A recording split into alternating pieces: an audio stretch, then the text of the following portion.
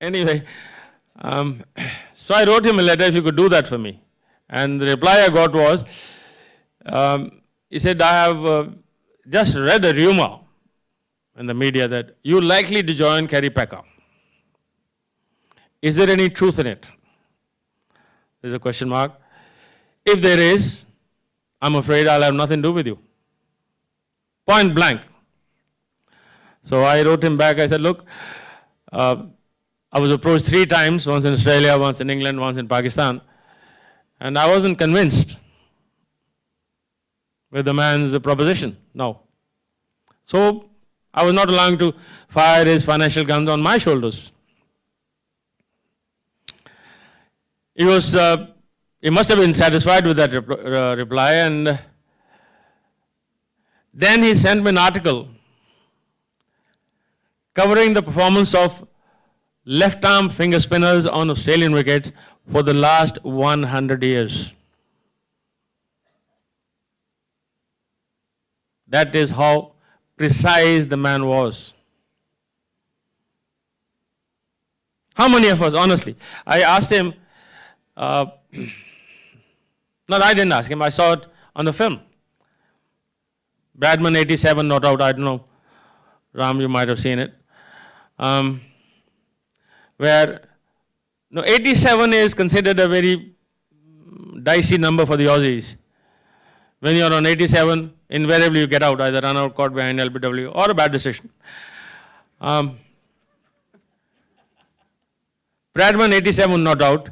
He was being interviewed, and it was a very beautiful interview, one of the masterpieces.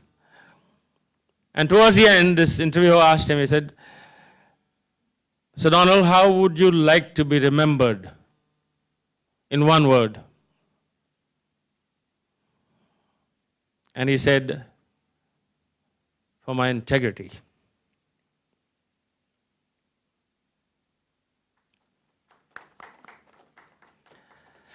How many of us can put our right hand on our heart and say that?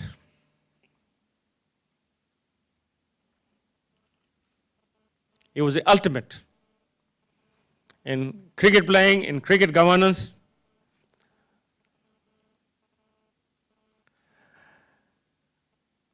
I also once asked him, I said, why didn't you turn a professional? He played all his cricket as an amateur. He used to go to work before the start of the game, 2 hours early, and after the game was over, 2 hours, he was a stockbroker, back into office. I said, why didn't you turn a professional, Sir Donald? And he says, because I didn't want to lose out on the fun of the game.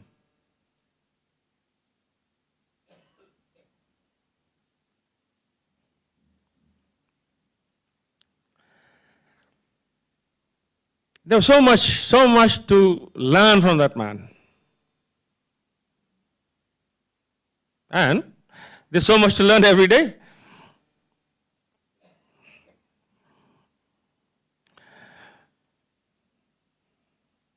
To my mind, a good cricketer is one who's a good student of the game.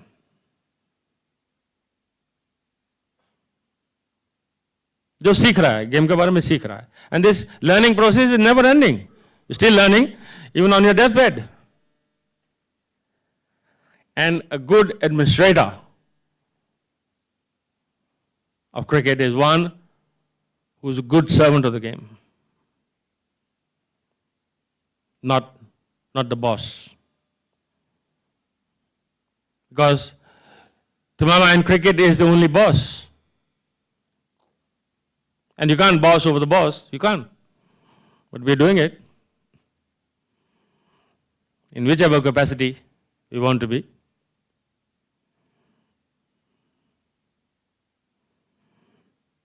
You can say there's a difference between stepping aside or stepping away, stepping out, down. Yeah, there is a difference. But there is also a difference. As Bradman used to say, don't take your eyes off the ball. No. We're not doing that. We're not taking the eyes off the ball at all.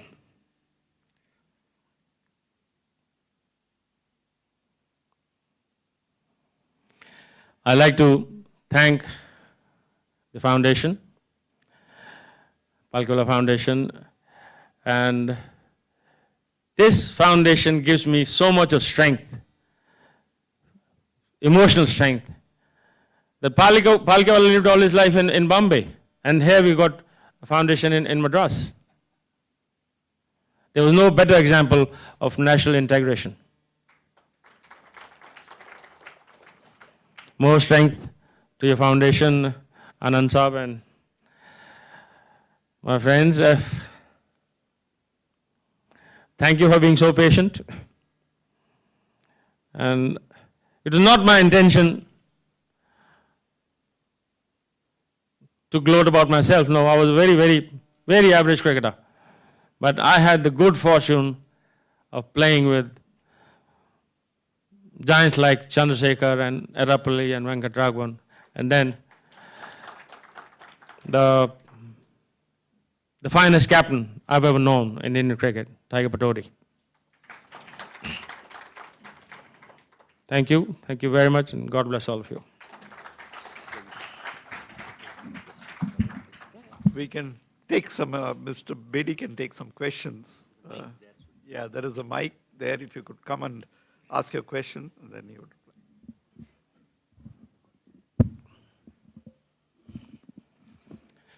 reply. Before you start firing your questions, I would like to emphasize one thing, that I'm not here to convert anybody. No. And please, don't take my words as the gospel. No.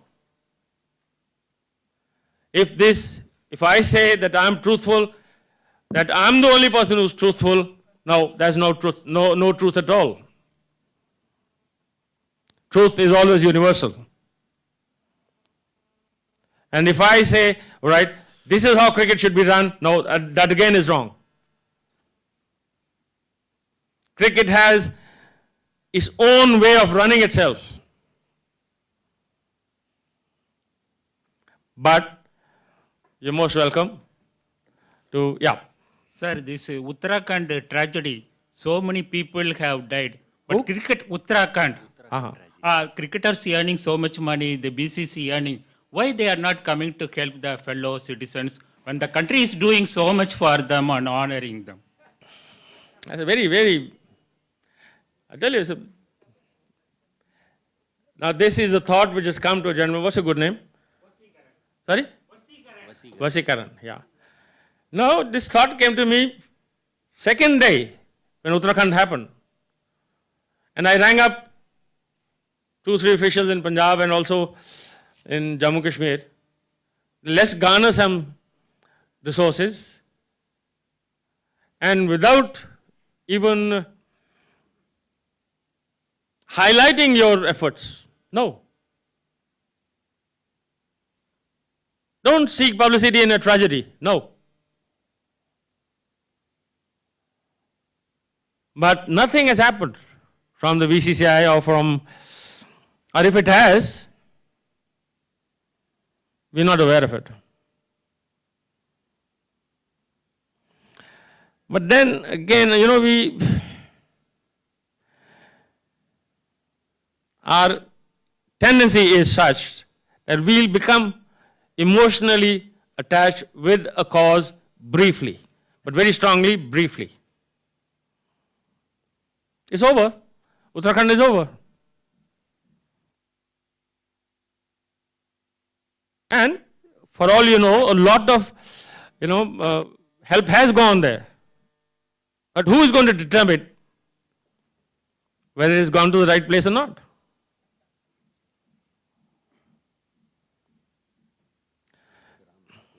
Yeah. Bish, your views on walking when the batsman has hit the ball and is caught by the wicketkeeper or a close-in fielder. Why do people say that the law of averages operates? Sometimes it goes against you, sometimes for you. So you should not walk in the interest of the team. Although there have been exceptions like Brian Lara, perhaps Gilchrist, today Hashim Amla, and possibly Sangakkara. I can't think of anyone else. in contemporary cricket? Yes, Ram, I know how this thing is cropped up. What we saw yesterday, Stuart Broad edged with his broad bat and refused to walk. So this is exactly what Bradman mentioned. He didn't want to lose out on the fun of the game because he said professionalism in its wake brings about a fair amount of meanness in a sportsman. So all these people who say, no, we don't want to walk,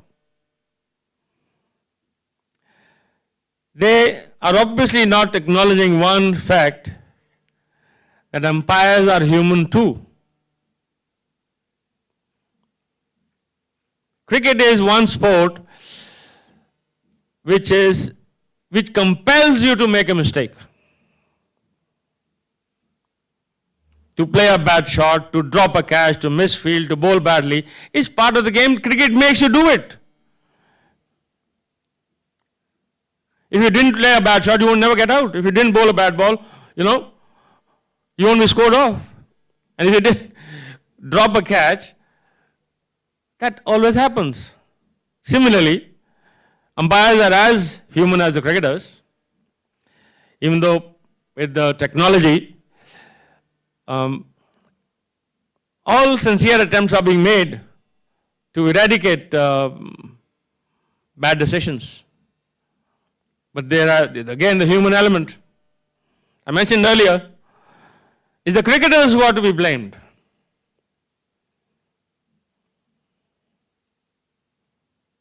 I feel very strongly that if you think you're neglected, leave. Must leave. And I have known Tiger Patodi walking off an LBW in England. He got it on his pads. He didn't wait for umpire's finger to go up. No. And the good old times, I've seen Neil Harvey, I've seen Vishwanath, I've seen Richie Benaud, Ted Dexter, the good old films. When you feel you're neglected, you go. You don't wait. And if you scored 100, you're not shoving the bat in front of the crowd. Boom. No, you just show the bat like this or take a cap off.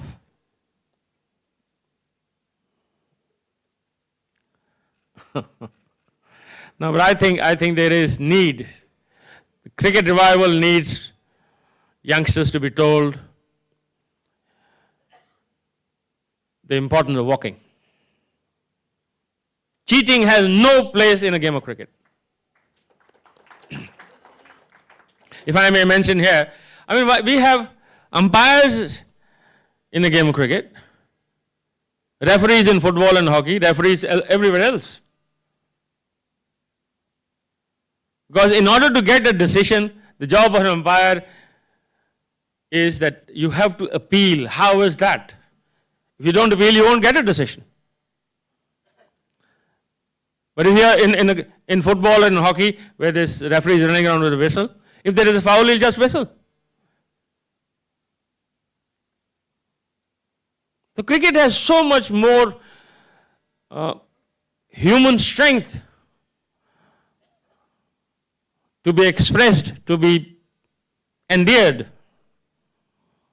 And yet, we'd like to believe that the third umpire, fourth umpire, the referee, it's a very beautiful way to distribute arms.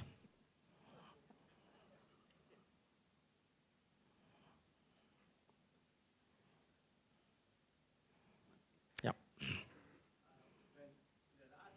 Madras, when you and Prasanna were bowling against Sobers and Griffith, Worrell was present at that time. Yeah. That time, on the field itself, Sobers taught Griffith how to bat with the pads and not with the bat.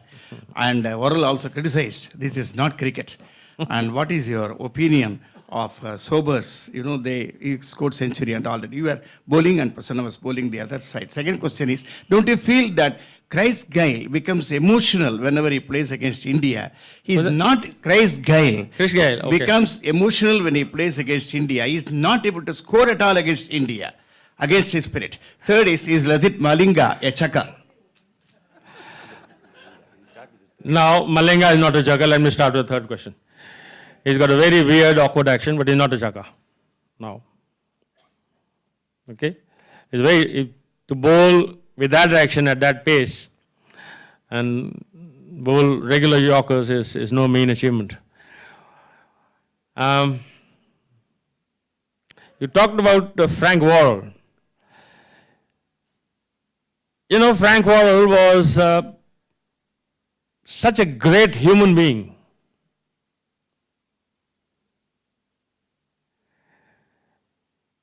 He was, excuse me, we're talking about Frank Worrell. Okay? He was such a great human being that only he could bring about some kind of togetherness amongst the Caribbean islands. He was a dean of Jamaican University. He was a member of the parliament and an outstanding cricketer. Now, a very rare combination. I remember he, after the Madras Test match, he'd come to Chandigarh. He was addressing our law faculty. So I was sitting in front listening to him, and he noticed, and he says, "You sound very familiar. Your face is very familiar." And then he says, "Oh, yes. I want you to come," with a very husky voice. He said, "I want you to come to a hotel in the evening."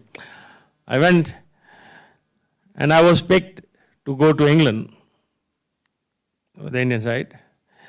He spent 2 hours with me, and I was nobody.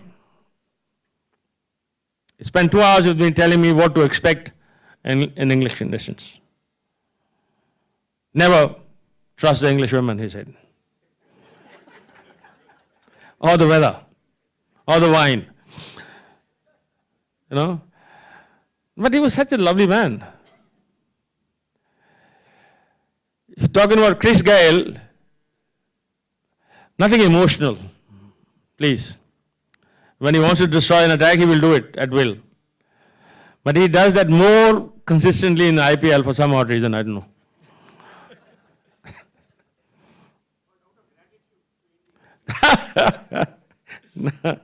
No, but look, personally speaking, I'd love to bowl to Chris Gayle anytime. Because he gives the impression he wants to get out every ball. All right, he's quite capable of hitting you out of the stadium. But, all right, he might do it 3-4 times, but eventually he will hold out. Okay? Hello, Mr. Bedi. I am Siddharth Prabhakar. I am a student at the Asian College of Journalism. Good. It's an absolute privilege to hear you talk. I have a couple of questions. One is you've talked about Kerry Packer and the IPL, and that Don Bradman was against Kerry Packer. Do you think that the IPL and the World Series of Cricket has actually done something good for the cricketers in terms of the pay? That is, there is a line of thought that Kerry Packer, that is, Don Bradman was playing to the gallery, like to the Australian board, and he is not supporting the increase in pay for the cricketers. So do you think the IPL and the World Series of Cricket in that aspect has done something good for the players, especially those, as you know, who weren't paid very well since a few years back? And my other question is, a legend like Kapil Dev, who was humiliated by the Board of Cricket of Control in India since for a few years, till a few years back, has now joined hands again with them for whatever reasons it be. Can we see you also take such a move in the future?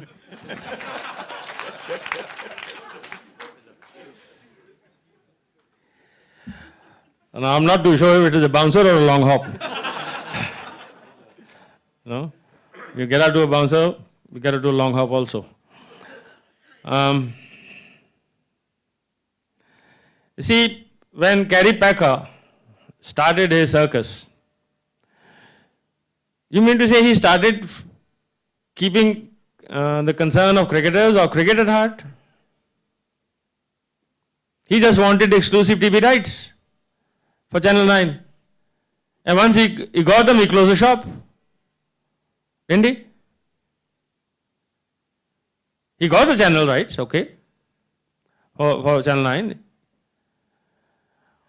As far as IPL is concerned,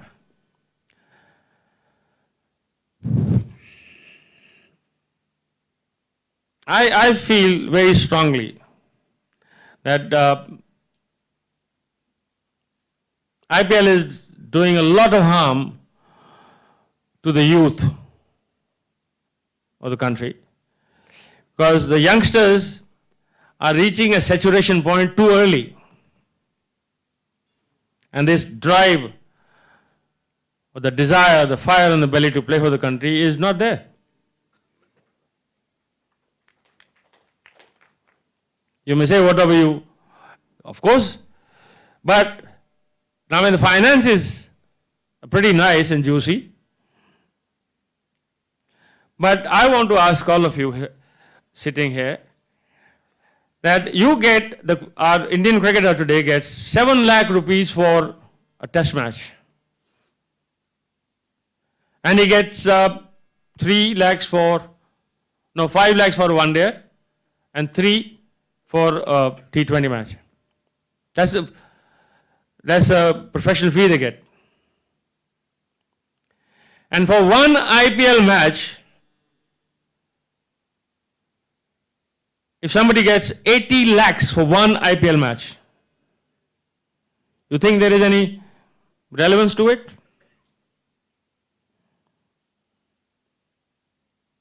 The kind of money Gautam Gambhir is making, even the President of America won't get that kind of salary. You know, you must be able to relate your profit with your principal. And here is a case where there is no principal, only profit involved. How can you run business like that?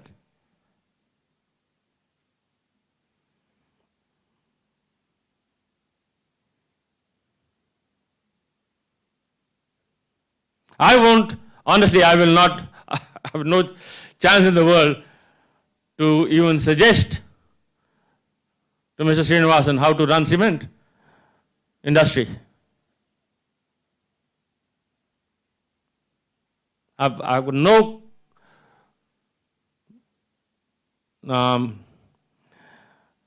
hope that I'll one day even, put up a paper. This is how we should go about it. That's his business. But his business is now taking over my cricket. When I say my cricket, it's our cricket.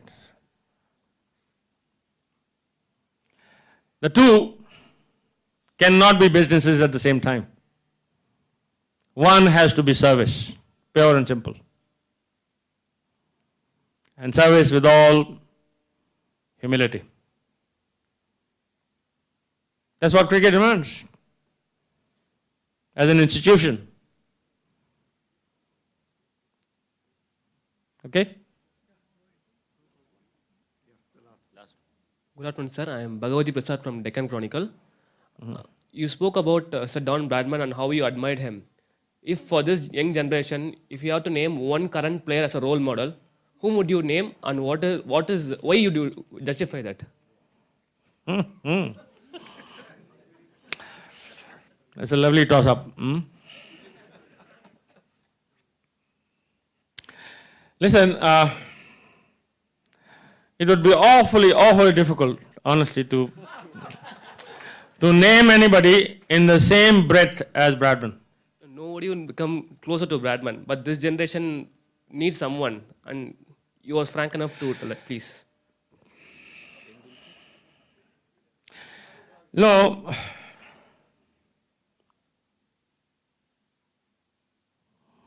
Conflict of interest everywhere. So, this is a sad story for any cricket. It need not be an Indian. It's for cricket generation. It need not be an Indian.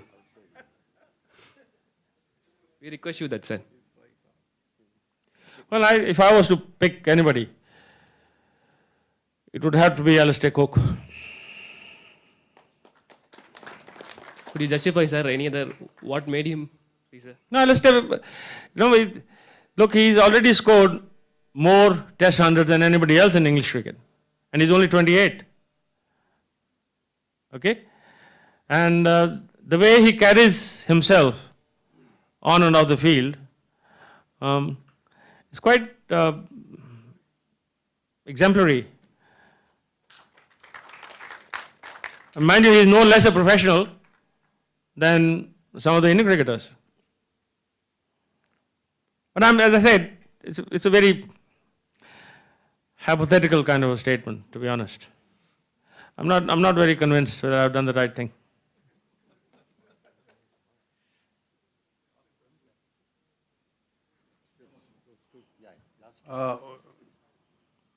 Don't you think that we have neglected the efficiency of empires in years? And nowadays we are rewarding the inefficiencies of the empires. Another thing, would you like youngsters to follow the style like Malinga? And if yes, is good. If not, why is he allowed to destroy the bowling style of cricket? Another thing, the IPL, actually the idea on which the IPL is working is an originally Kapil Dev's idea, what he has started in ICL. But Kapil Dev has started it with a social cause.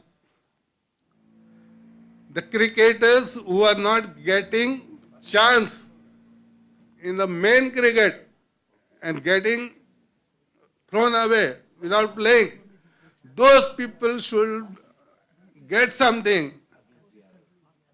That is why the ICL was started. But that idea was taken by these 420 people and commercialized it.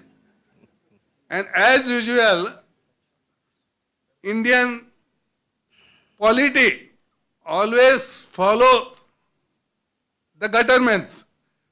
That's why the IPL, which actually is a prostitution of cricket, is followed by the people.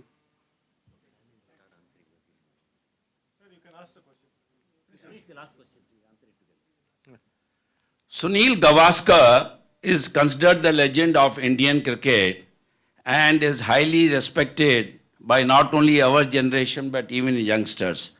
Do you think he is doing justice by continuing as a commentator where he is so gagged that he can't even open his mouth regarding what is happening in IPL and Indian cricket?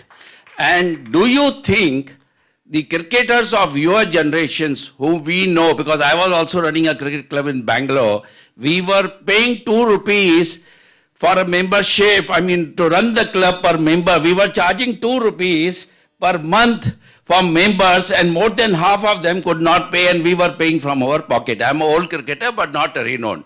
So I want to ask a question.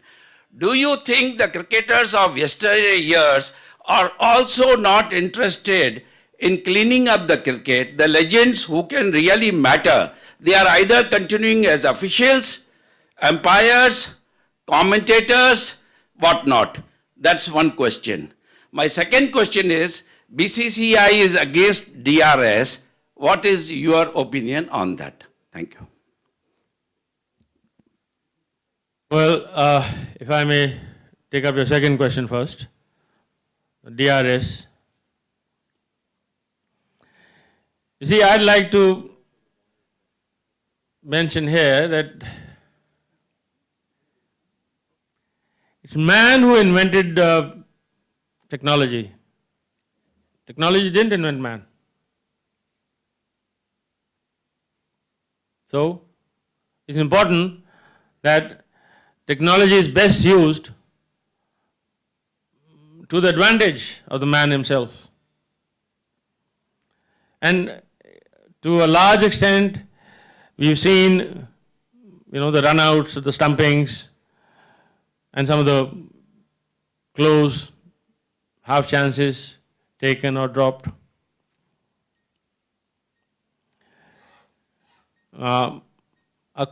Quite nicely snapped by the cameras. So it helps. I think it definitely helps, but for some odd reason, the BCCI would like to think, right, it's not 100% proof. Well, no, it's not. I'm not disagreeing with that. But is cricket 100% proof? Can anybody say, what, I'm going to get 100, I'll get it? Or I'm going to get 5 wickets? If cricket is not 100% proof, how can the technology associated with it be 100%? You see, when countries like Australia or England, West Indies, South Africa, they have adopted this.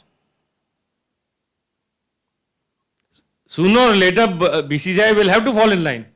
But that might be too late for the future youngsters to cope up with the DRS. What happened yesterday, the Australians had exhausted their 2 chances. And that's how Stuart Broad benefited. As far as your other question regarding Mr. Gavaskar and other cricketers who are willing to offer their services professionally, it's a very personal kind of involvement. There's nothing you and I can do about it. Good luck. Good luck to Ravi Shastri, Gavaskar, everybody. Good luck to them. What I have to mention here is this conflict of interests. How do you put a stop to that? And that's widely prevalent, widely.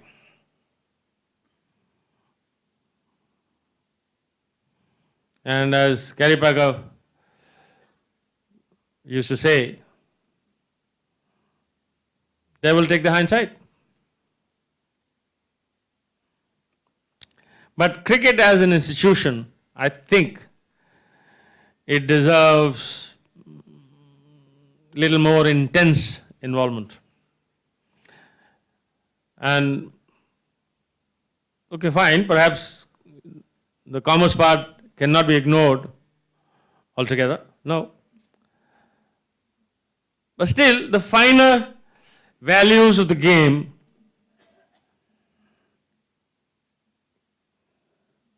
need not be purchased.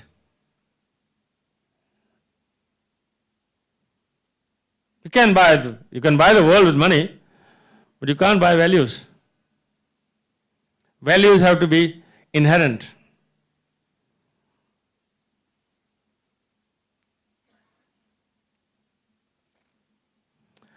Regarding the question of Malinga, look, as I see it, it's got a very clean action. I wouldn't recommend any youngster to take it up. It's very clumsy, it is awkward, it's ugly in fact. But Malinga is not chucking. The chuckers who are bringing the game to disrepute. Malinga is not bringing the game to disrepute. And they're getting away with it scot-free. Regarding the umpires or efficient umpires not getting sufficient reward, but inefficiency getting rewards galore.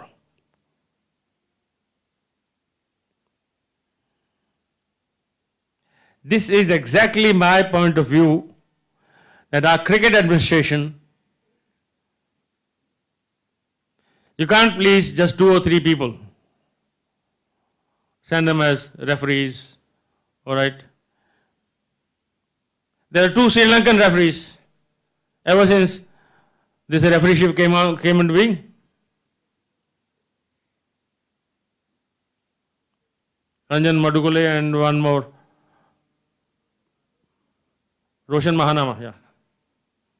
Now Srinath has joined the August company. Srinath also happens to be the honorary secretary of KSEA. So this is where you have to, mark your boundaries and stay within.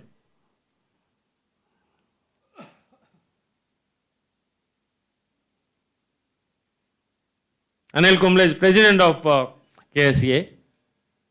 He is also mentoring Bombay Indians.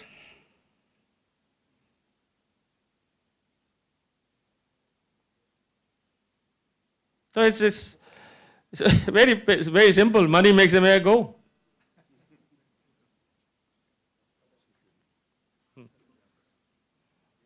Yep.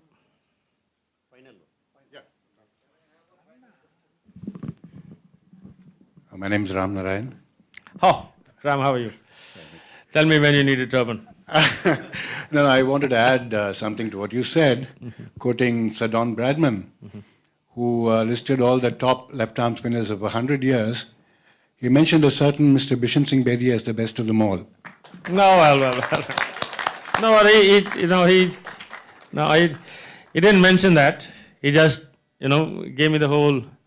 No, Not there, but elsewhere, you did say that. no. I was very touched by that article. It's the most prized possession I have. Really. Thank you, Ram. Thank you very much. Thanks, Ram.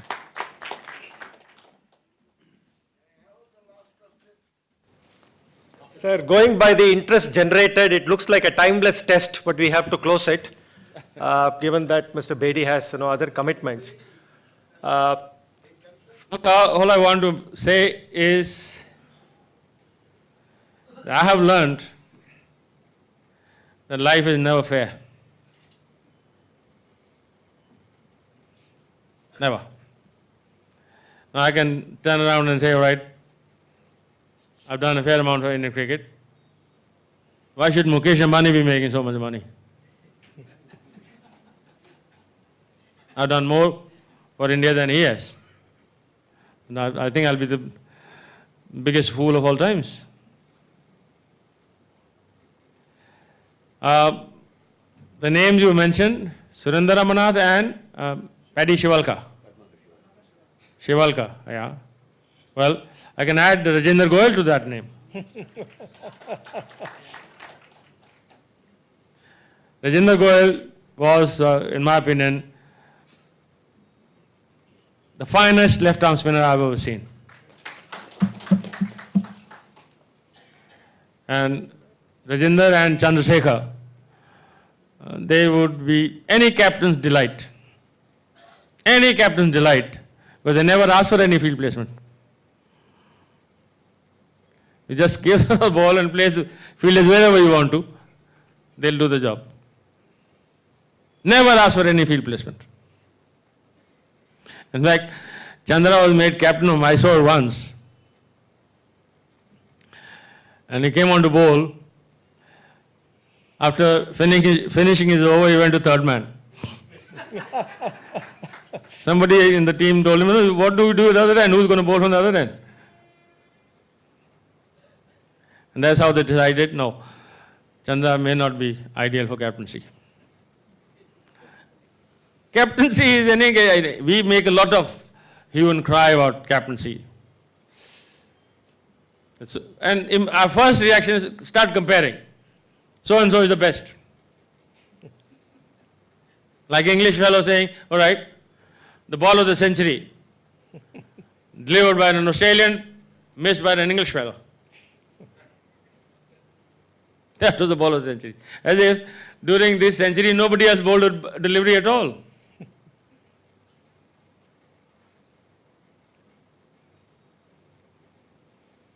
Now this hype, this is the media hype. And this again is a very, very, very modern phenomenon. I suppose we may have to live with it.